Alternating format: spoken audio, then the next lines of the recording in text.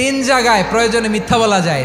এক নাম্বার, আপনার ওয়াইফকে খুশি করার জন্য, সে একটু এরকম না বলে একটু কৌশল করে বললে খুশি হবে, ওটা বলা যায়। দুই নাম্বার, জীবন মরণের ব্যাপার, যান বাঁচানোর জন্য একটু কৌশল করে ঘুরিয়ে বললেন, এটা জায়েজ। তিন নাম্বার, দুইজন ঝগড়া লাগছে তাদেরকে মিলিয়ে দেওয়ার জন্য কৌশল করে একটু মিথ্যা বলা, ঘুরিয়ে বলা যায়। দুইজনের মধ্যে দেখলেন যে সম্পর্ক খারাপ, একজনরে বললেন, ভাই সে তো ওই দিন আপনার ব্যাপারে অনেক প্রশংসা। কি আমার ব্যাপারে প্রশংসা? কি বললো? এই বললো আপনি নাকি এই করছেন ওই করছেন, অনেক প্রশংসা। লোকটার মন খুশি হয়ে যাবে তার ব্যাপারে, ঠিক কিনা?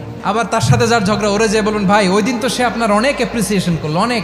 সে তো অবাক, কি রে বলে কি? এই যে দুইজনের ব্যাপারে দুইজনের একটু ভালো ভালো কথা বলে দিচ্ছেন, একদিন দেখবেন রাস্তা দিয়ে হাঁটার সময় একে অপরকে সালাম দিয়ে ফেলছে, সালাম দিয়ে বুকে জড়ায় ধরছে, আছে না নাই? আবার মিলমিশ হয়ে গেছে। কিন্তু আমাদের স্বভাব হইলো, দুই প্রতিবেশী যদি একসাথে বসে একসাথে হাঁটে, দূর থেকে দেখলে আমাদের জ্বলে, আছে না নাই? ঘটনা কি? এই দুইটার মধ্যে এত মিলকে, এই দুইটার মধ্যে গিরিঙ্গি লাগানো যায় কিভাবে? আল্লাহর কাছে তওবা করেন, এই মানসিকতার যেন আমরা না হই, আমরা মিলিয়ে দিব।